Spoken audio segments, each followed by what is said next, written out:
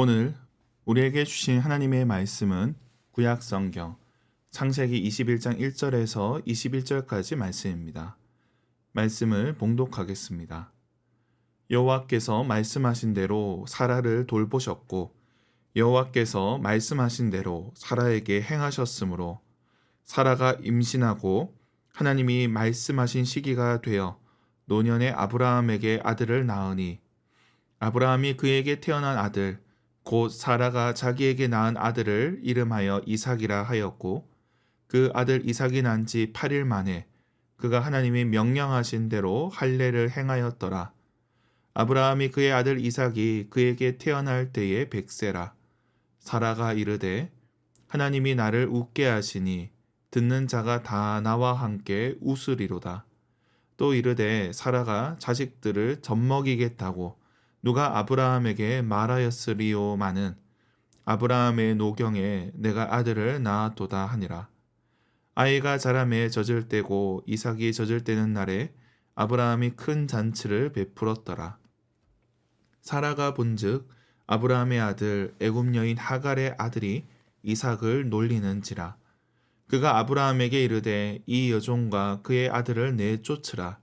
이 종의 아들은 내 아들 이삭과 함께 기업을 얻지 못하리라 하므로 아브라함이 그의 아들로 말미암아 그 일이 매우 근심이 되었더니 하나님이 아브라함에게 이르시되 네 아이나 내 여종으로 말미암아 근심하지 말고 사라가 네게 이런 말을 다 들으라.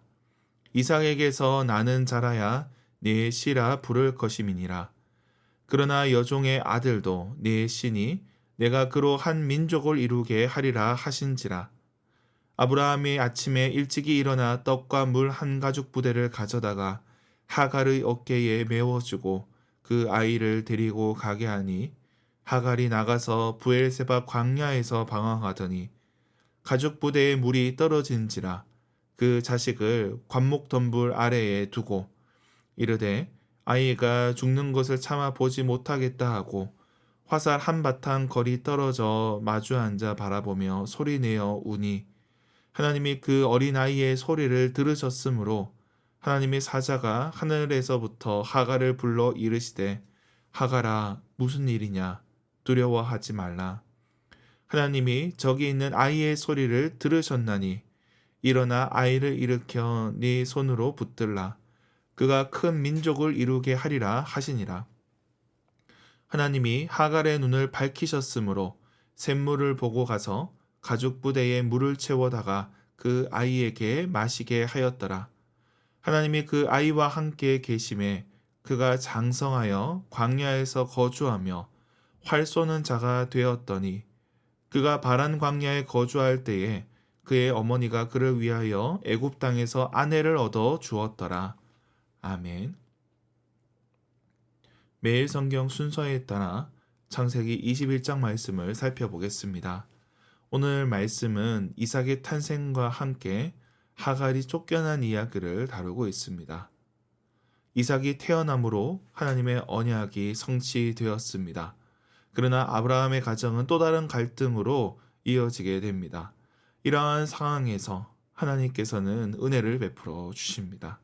그 은혜를 살펴보도록 하겠습니다.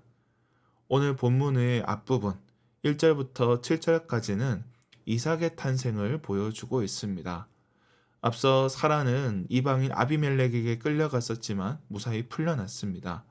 그리고 하나님께서는 사라를 돌보아 주셨고 임신을 하게 되어 아들을 낳았습니다.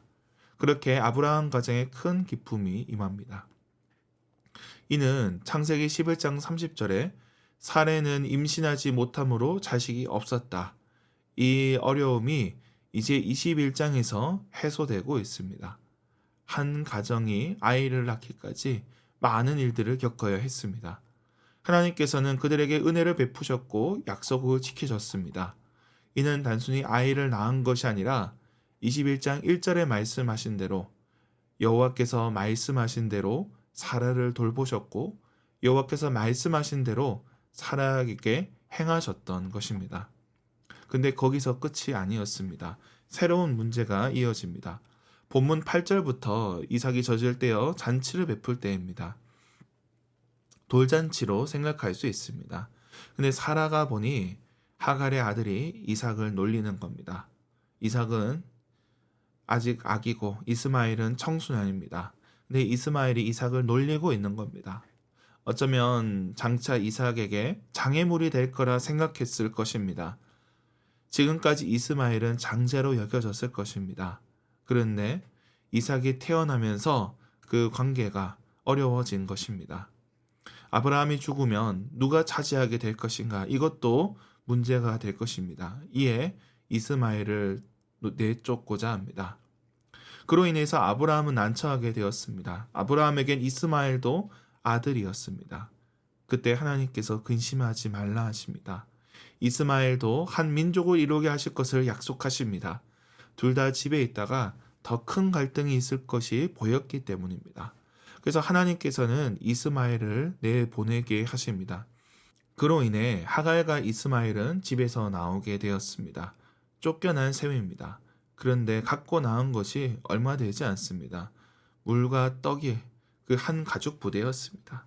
그 물이 떨어지게 되었을 때 둘 다 죽게 생겼습니다. 그런데 그때 하나님께서 그 아이의 소리를 들으셨고 하갈의 눈을 열어주십니다. 그로 말미암아 하갈과 이스마엘이 살게 됩니다. 하나님께서 이들과 함께 하시고 이들을 돌보시는 것으로 오늘 본문은 마무리하고 있습니다. 오늘 본문에서 우리는 이스마엘과 하갈을 살펴봐야 됩니다. 물론 성경의 주된 이야기는 이삭의 이야기입니다. 그리고 성경도 이삭 이야기에 초점을 맞추고 있습니다. 그러나 성경은 작고 연약한 자들도 놓치지 않습니다. 우리 하나님의 시선이 이러한 자들에게 향하고 있는 것입니다. 하갈과 이스마엘도 그렇습니다. 하갈은 아브라함 집안의 종으로 들어왔다가 그렇게 자식을 낳고 이제는 버려지게 되었습니다. 이들을 내보내더라도 이런 식으로 내보내서는 안 되었습니다.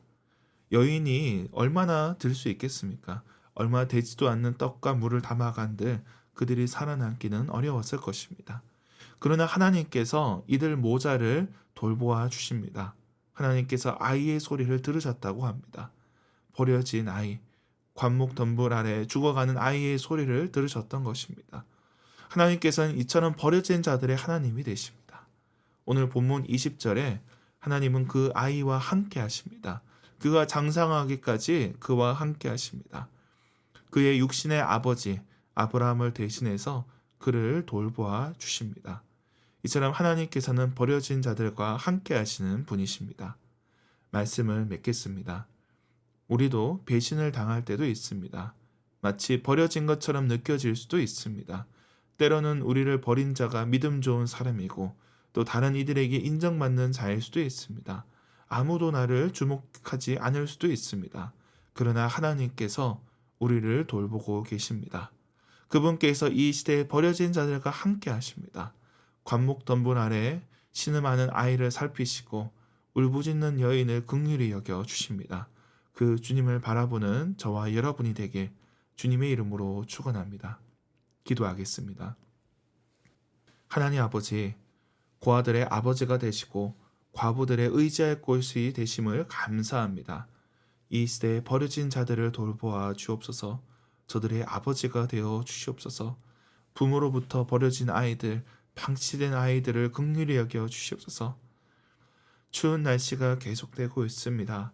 어젯밤에도 추위에 떨며 잠든 자들을 긍휼히 여겨 주시고 온기를 허락하여 주시옵소서. 따뜻한 날이 오게 하여 주시옵소서. 밖에서 일하는 자들을 지켜주시고 어려움 당하지 않게 하옵소서. 오늘부터 중고등부 수련회가 있습니다. 오가는 길 안전하게 지켜주시고 모든 일정에 은혜 더하여 주시옵소서. 우리 아이들에게 추억이 되게 하시고 그들 인생의 전환점이 되게 하옵소서. 인도하는 전도사님과 또 지도하는 교사들을 기억하여 주시고 저들의 수고에 복내려 주시옵소서. 우리 가운데 연약한 지체들을 위해 기도합니다. 병상에 있는 자들을 주님 긍휼히 여겨 주시옵소서. 경제적으로 어려움 당한 자들에게 주님께서 필요한 것들을 더하여 주시옵소서. 또한 오늘도 일터로 나가는 이들, 또 연구하는 이들, 공부하는 학생들도 있습니다. 주님 각자의 상황 속에 주님의 은혜를 경험하게 하옵소서. 태의 열매를 놓고 기도하는 가정들이 있사오니 주님께서 저들에게 생명을 허락하여 주시옵소서. 오늘 하루도 주님의 은혜 가운데 거하게 하여 주시옵소서. 감사드리며 예수님의 이름으로 기도드립니다. 아멘.